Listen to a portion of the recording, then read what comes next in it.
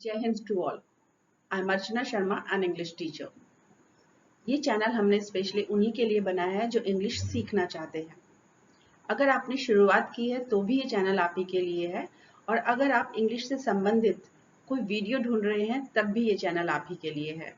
इस चैनल पर आपको literature, grammar, phonetics, reading, writing, communication सभी प्रकार के वीडियोस मिलेंगे जो आपकी नॉलेज को अपडेट करेंगे। अगर आपने पहली बार इस चैनल पर विजिट किया है तो चैनल को जरूर सब्सक्राइब कीजिएगा और बेल आइकन भी दबाइएगा। और अगर आप इस पर रेगुलर विजिट करते हैं तो कॉन्ग्रेचुलेशंस, आपका नॉलेज बैंक अपडेट हो रहा है। तो देखते रहिए वीडियोस, पढ़ते रहिए और बढ़ते रहिए। All the best for your learning. Introduction, ये एक बहुत इंपॉर्टेंट टॉपिक है।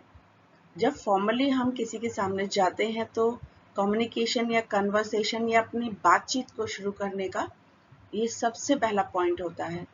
और अगर कोई फॉर्मली हमसे पूछ लेता है इंट्रोड्यूस योरसेल्फ, तो अपने बारे में सब कुछ जानते हुए भी हम कभी कभी अपने आप को एक्सप्रेस नहीं कर पाते क्योंकि हम इसकी इतनी ज़्यादा तैयारी नहीं करते हैं। लेकिन ये बहुत ज़रूरी है कि आपको ये पता हो कि आपको अपने आप को दूसरे के सामने कैसे प्रेजेंट करना है।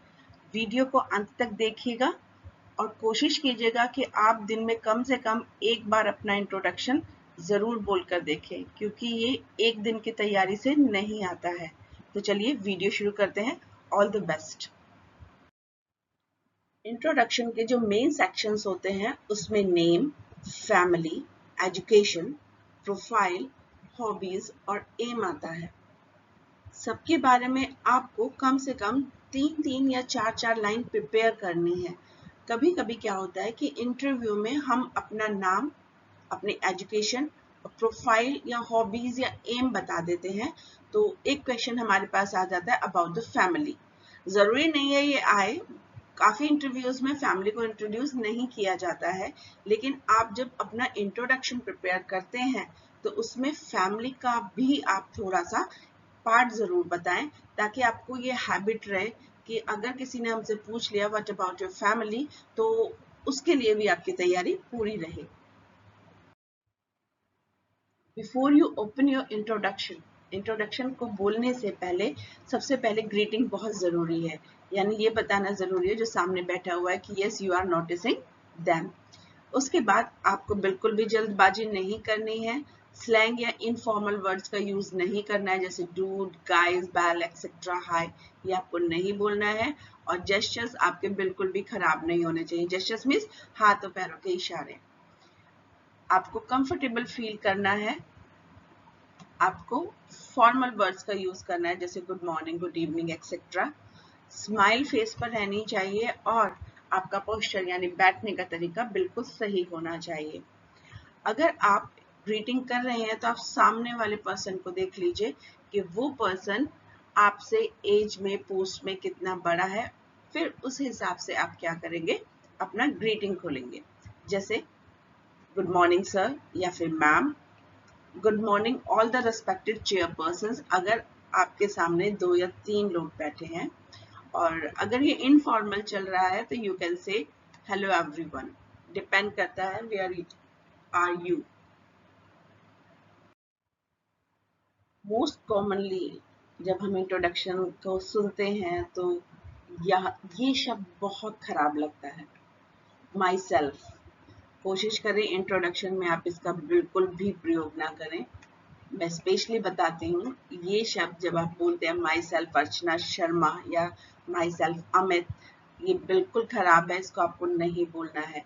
निकनेम आप बिल्कुल नहीं बताएंगे और जल्दबाजी आपको बिल्कुल नहीं करनी है। आपका नाम बहुत खूबसूरत है, इसको बड़े प्यार से और एकदम कॉन्फिडेंस के साथ बोलना है।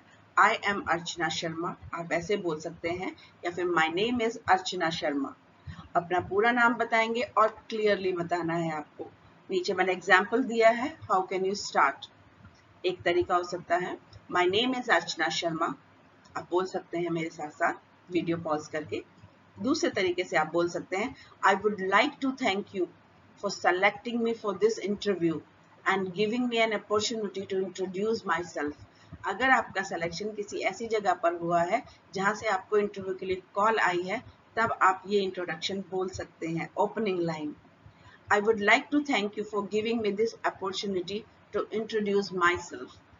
अब आप कहेंगे मैम अभी तो आपने कहा था कि माई सेल्फ नहीं लगाना है और अभी आप फिर से माई सेल्फ का यूज कर रहे हैं। बिल्कुल सही, माई सेल्फ का यूज तब होता है जब उससे पहले आपने आई लगा दिया हो, यानी कि प्रोनाउन में आई आपने क्या लगाया, सब्जेक्ट लगा दिया है, उसके बाद आप रिफ्लेक्स का यूज कर सकते हैं। लेकिन सीधा ये कहना my self Archana Sharma is not correct grammatically and it gives a bad impression on other person who is listening you. तो इसलिए ऐसा आप बिल्कुल भी नहीं करेंगे। फैमिली, फैमिली को इंक्लूड करने के लिए आप ध्यान रखेंगे कि पेरेंट्स का जब आप नाम बोलते हैं तो बिना टाइटल के नहीं बोलना है, निक नेम नहीं बोलना है उनका, यानी छोटा सा नाम, और अपने सिबलिंग का डिटेल्स नहीं देने। सिबलिंग मतलब भाई बहन का डिटेल। जब आप मम्मी और पापा का नाम बोलेंगे तो उनके टाइटल जरूर दीजिएगा, जैसे श्री पापा के लिए और श्रीमती मम्मी के लिए। यहाँ आप मिस्टर और मिसेस का भी यूज कर सकते हैं या फिर डॉक्टर का भी यूज कर सकते हैं। Right to speak full name, parents का पूरा नाम बताना है आपको और एक लाइन का स्टेटमेंट देना है कि वो क्या करते हैं। अपने ब्रदर और सिस्टर के बारे में अगर आप नोट ही कराना चाहते हैं तो सिर्फ नंबर बताइएगा, इससे ज्यादा की रिक्वायरमेंट नहीं होती है। दो तरीके मैंने आपको इंट्रोडक्शन के यहाँ बताए हैं फैमिली के बारे में, आप दोनों में से कोई भी एक तरीका चूज कर सकते हैं। यहाँ पर आपको ये याद रखना है, ये अक्सर मैं देखती हूँ आप गलत करते हैं, फादर नेम बोलते हैं जबकि फादर्स नेम होता है। ये एपोस्ट्रोफी एस है, इसका मतलब है का, पिता का नाम। इसी तरह मदर के नेम में एपोस्ट्रोफी एस है, ये है मदर का नाम, ये प्लूरल नहीं है। बहुत से बच्चे एकदम से बोलते हैं मैम ये तो प्लूरल हो गया फादर्स नेम, नो इट्स का, यहाँ पर इसका मीनिंग का है, तो आप इसी तरीके से बोलेंगे। तो आप पहले मैं बोलती हूँ फिर आप एक बार बोलकर देखिएगा अपने पेरेंट्स के बारे में। My father's name is Shri Shiv Swaroop Sharma and he is a retired government officer. My mother's name is Shrimati Maheshwati Sharma and she takes care of our family. I have 2 elder brothers. इतना काफी है, आप चाहें तो दूसरा तरीका भी यूज कर सकते हैं। My father, Shri Shiv Swarup Sharma, is a retired government officer and my mother, Shrimati Maheshwati Sharma, takes care of our family. I have 2 brothers. इस तरीके से आप दोनों में से कोई भी एक तरीका चूज कर सकते हैं। एजुकेशन, जब एजुकेशन की हम बात करेंगे तो याद रखिएगा ये अनसिस्टमेटिक बिल्कुल भी ना हो, इनकम्प्लीट और इररेलेवेंट नहीं होना चाहिए। यानी जिस पोस्ट के लिए आप जा रहे हैं, अगर आप इंटरव्यू के लिए जा रहे हैं तो वही इंफॉर्मेशन दीजिए जो रेलिवेंट हो। अगर आप जनरल बात करते हैं तब भी इंफॉर्मेशन इनकम्प्लीट या इररेलेवेंट ना हो। कुछ भी छुपाने की कोशिश मत कीजिएगा। यहाँ तक कि अगर आपका गैप ईयर भी है तो उसे बताइए, लेकिन उसका एक रीजन होना चाहिए कि आपने वो गैप क्यों लिया था। आप टाइमलाइन को फॉलो कीजिएगा, यानी अगर 10th से बताना शुरू करते हैं तो हाईएस्ट एजुकेशन तक जाएं, और अगर हाईएस्ट एजुकेशन को आपने पहले लिया हुआ है तो उसके बाद फिर आप 10th क्लास तक आपको बताना है। इस तरीके से आपके डिटेल कंप्लीट होने चाहिए और आप क्लियर बात करेंगे। यहाँ एक चीज और इम्पोर्टेंट है, अगर आपने क्लास 10th और क्लास 12th दोनों एक ही स्कूल से किया है तो सिर्फ आप एक ही बार अपने स्कूल का नाम बताएंगे, वो भी लास्ट में, और एफिलिएशन। लेकिन अगर आपने दोनों स्कूल्स अलग अलग किए हुए हैं और दोनों में ही गैप है तो फिर आप स्कूल्स को अलग अलग बताना पड़ेगा आपको। जैसे I pass my class 10th with 78% marks in 2012 from JPS public school affiliated to CBSE, and class 12th in science stream with 88% marks in 2014 from KK Public School affiliated to CBSE. इस तरीके से आपको दोनों को अलग अलग बताना है, लेकिन अगर एक ही स्कूल से बताना है तो फिर आप ये जो लाइन में आपको भी अंडरलाइन कर रही हो यहाँ पर, इसको आपको बीच में नहीं बोलना है अगर आपका स्कूल सेम है तो। इसके बाद आप अपने ग्रेजुएशन और पोस्ट ग्रेजुएशन के बारे में बात करेंगे। प्रोफाइल बहुत इंपॉर्टेंट पार्ट है, क्योंकि आपका प्रोफाइल आपकी मार्कशीट में नहीं होता है, मार्कशीट में आपके मार्क्स होते हैं। तो प्रोफाइल बताने के लिए कोई भी गलत आइडिया आप नहीं दे सकते हैं। अननेसेसरी इंफॉर्मेशन बिल्कुल भी मत दीजिएगा और इररेलेवेंट यानी कि बेकार तो बिल्कुल भी नहीं होनी चाहिए। आप ईमानदार रहिए अपनी प्रोफाइल को बताने में, अपनी स्ट्रेंथ के बारे में बात कीजिए, स्किल्स के बारे में बात कीजिए और बिल्कुल क्लियरली बोलिए। प्रोफाइल का मीनिंग क्या होता है? प्रोफाइल का मीनिंग होता है जैसे आप हैं, जो इनर क्वालिटीज आपके अंदर हैं, जो किसी पेपर पर मेंशन नहीं है, जिसके लिए किसी सर्टिफिकेट की जरूरत नहीं है, वो प्रोफाइल होता है। तो प्रोफाइल में किस तरीके से आप अपने आप को बताएंगे, नीचे मैंने एग्जाम्पल दिया है। I am disciplined and punctual. I am very flexible about working hours. I never allow my negativity around me. I respect teamwork. I'm good at communication skill. I'm also a computer savvy person. ये सारी चीजें आपके marksheet में नहीं होती हैं। जैसे आप हैं, जो आप हैं, वो आपको बताना पड़ता है। हॉबीज बताते समय आप बिल्कुल मत बहक जाइएगा। इररेलेवेंट नहीं होनी चाहिए, अनकंस्ट्रक्टिव नहीं होनी चाहिए, जैसे स्लीपिंग या शॉपिंग। अननेसेसरी इंफॉर्मेशन आप बिल्कुल ना दीजिएगा। रेलिवेंट हॉबी हो, कंस्ट्रक्टिव हो, जिससे कुछ लगे कि हाँ ये हॉबी आपको कहीं ना कहीं हेल्प कर रही है, और बहुत क्लियरली थोड़े में आप बताइएगा। एग्जाम्पल चेक कर सकते हैं। My hobby is playing outdoor games which make me healthy and active. My hobby is reading fiction to relax my mind. My hobby is to explore latest trends in fashion, which keeps me updated in apparels. तो जहाँ भी जिस तरह का environment है, जहाँ आप जा रहे हैं जॉब के लिए, वहाँ पर कोशिश करें कि उससे मैचिंग की कोई हॉबी आप वहाँ पर बता पाएं। When you speak about your aim, be very specific. Smart आपको रहना है, अनरियलिस्टिक बिल्कुल भी ना हो।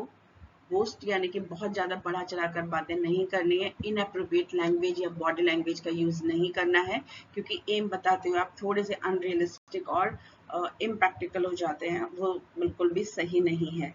किस तरीके से आपको एम बताना है, मैंने नीचे एग्जाम्पल आपको दिया हुआ है। अगर आपको लगता है कि ये आपके लिए कंफर्टेबल नहीं है, तो आप हमें कमेंट बॉक्स में लिख दीजिएगा, हम आपको आपके हिसाब से एम को ड्राफ्ट करके दे सकते हैं। At the early stage, I want to earn a good name in the field of, जिस भी फील्ड में आप नाम कमाना चाहते हैं। In addition to this, I would like to earn a good financial and social status. Early stage में हम ये तीन चीज कमाना चाहते हैं। Later on, I would like to join particular, आप नाम लिख दीजिए, क्या ज्वाइन करना चाहते हैं, टू सर्व ह्यूमैनिटी या कोई और काम आप करना चाहते हैं, ये आप अपने हिसाब से बता सकते हैं। Introduce yourself. अब यहाँ पर अगर कोई व्यक्ति आपकी मदद कर सकता है तो वो सिर्फ आप ही हैं। आपके अलावा कोई भी ऐसा व्यक्ति नहीं है जो इंट्रोडक्शन तैयार करने में आपकी मदद कर सकता है।